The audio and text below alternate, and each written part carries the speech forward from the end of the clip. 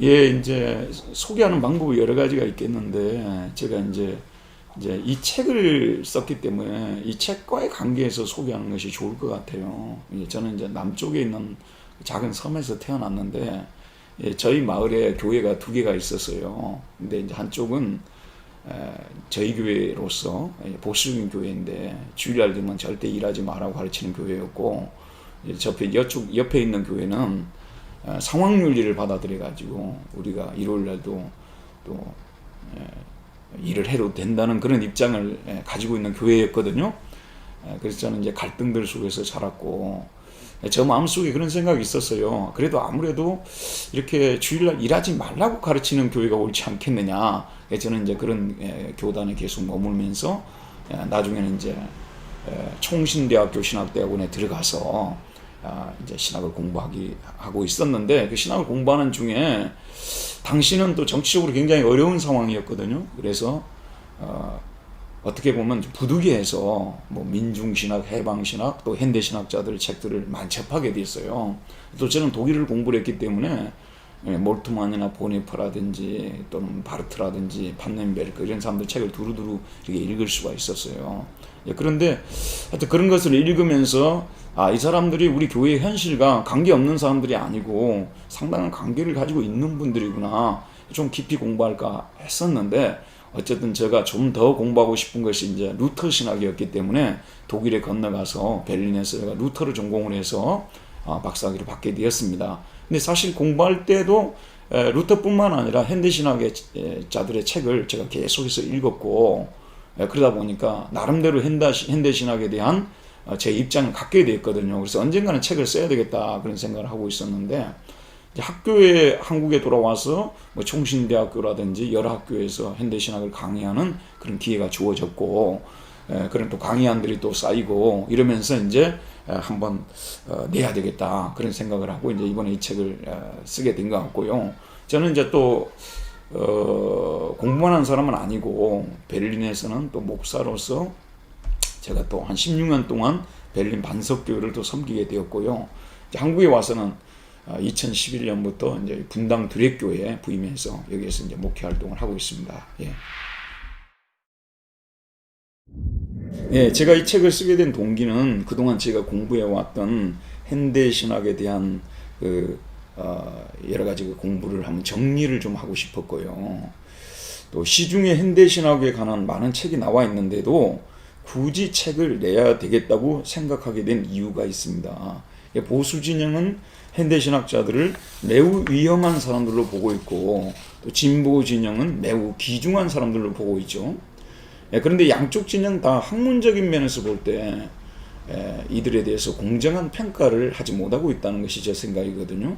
이렇게 된 이유는 저자들이 현대신학자들의 글들을 수고스럽게 노동하여 원전에서 발췌하여 서술하지 않고 유럽과 미국의 저자들이 쓴 책들의 도움을 받아 대충 기술하고 있다는 인상을 떨쳐버리기 어려웠기 때문이거든요.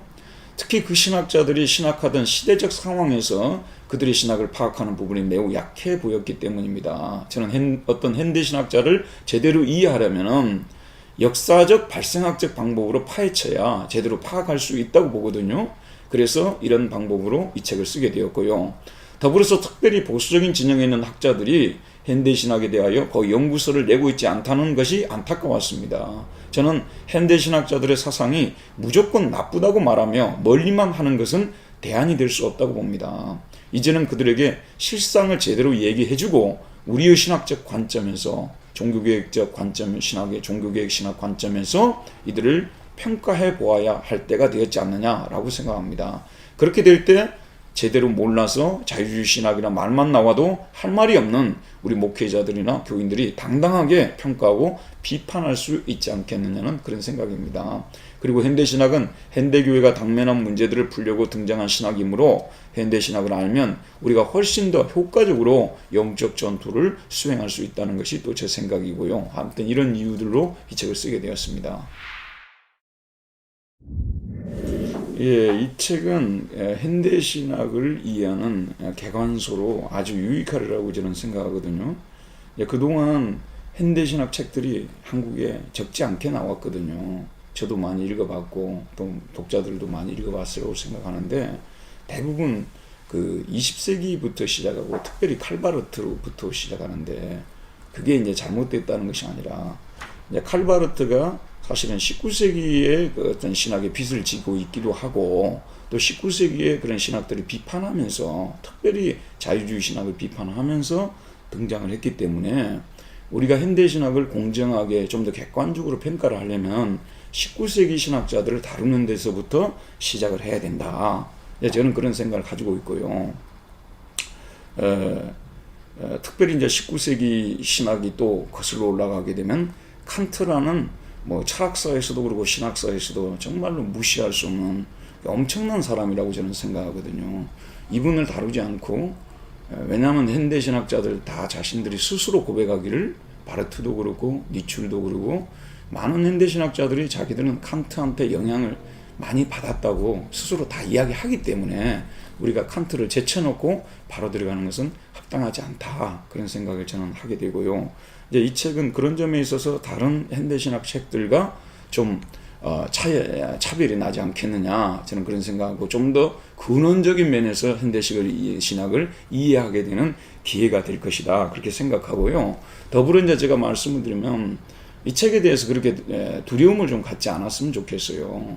뭐 충분히 읽을 수 있는 책이라고 생각하고요. 또 저 나름대로는 또 쉽게 쓰려고 또 애를 썼으니까 정독을 하게 되면 평신도든 목사님들이든 이 책을 충분히 이해할 수 있다고 생각하고 또 목사님들의 지도하에 교회에서 성경 공부 교재로도 택해서 같이 또 공부도 하는 충분히 할 수 있는 가치가 또 있다고 저는 생각을 하고요.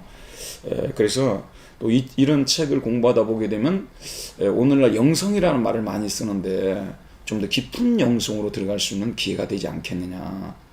이런 또 저는 생각도 해보게 되는 것입니다. 그리고 이 책을 읽으면서 제가 이제 추천하고 싶은 책이 두 권 있는데요. 첫 번째로는 폴 틸리시 교수의 프로테스탄트 사상사라는 것이 있어요. 19세기 프로테스탄트 사상사. 이걸 이제 계몽주의부터 시작해서 사상들이 어떻게 펼쳐지는가 그걸 나름대로 공부를 하면서 읽으면 좋고 또 철학책으로는 요하네스 헤르스베르그라고 하는 분이 서양 철학사를 상하권을 썼어요. 한국어로 번역이 되어 있는데 이걸 또 개마여 읽으면 훨씬 더 이야기에 도움이 되지 않을까 이렇게 생각을 합니다.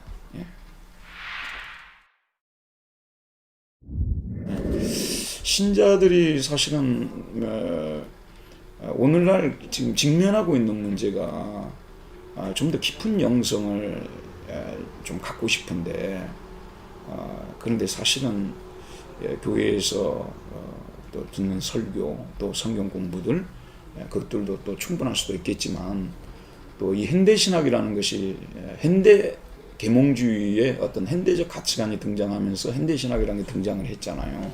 그렇기 때문에 현대신학자들을 읽게 되게 되면 우리가 성경을 이해하는 데도 좋고 또 그리고 현대 사회를 또 우리가 바라보는 또 안목도 또 생겨나게 되는 것이고 또 그런 가운데서 복음을 좀 더 효과적으로 전할 수 있는 그런 또 좋은 기회가 되지 않겠냐 그렇게 생각을 합니다.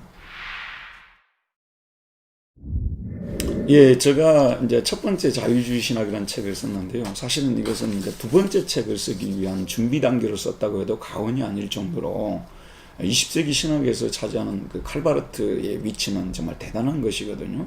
근데 이 칼바르트 신학을 이제 전공을 하고 오신 분들도 많고 또 반대하기 위해서 비판하기 위해서 쓴 책들도 많고 하지만 그분의 그 주저인 노마서와 그 다음에 또 교회야 여기서 원전을 중심으로 해서 파헤친 책들은 그렇게 많지 않다고 저는 보는 것이고요. 그래서 이제 두 번째 책에서는 칼바르트 신학하고 그 다음에 같이 신정통주의를 이끌었던 특별히 신학에 있어서 칼바르트와 버금가는 그 위치를 가지고 있는 루돌프 불트만에 대해서 이제 또 내려고 하고 있습니다. 그리고 이제 제 3권으로 가서는 또 역시 특별히 정치적으로 어려운 상황 속에서 우리 한국의 독자들에게 굉장히 유명해졌고 많이 알려진 디트리히 보네포하고 윌겐 몰트만 이 두 분 정치신학자들의 사상을 또한 소개를 하고요. 이분들에 대해서는 전공한 분들이 와서 많이 가르치고 있습니다만 또 저는 저 나름대로 또 신학적 입장을 가지고 있으니까 이분들을 또 나름대로 또 쓰고 싶고 또 칼바르트 신학에 대해서 가장 강력한 비판자였던 미넨대학교의 판넨베르크 교수의 보펜사 신학이라고 하거든요.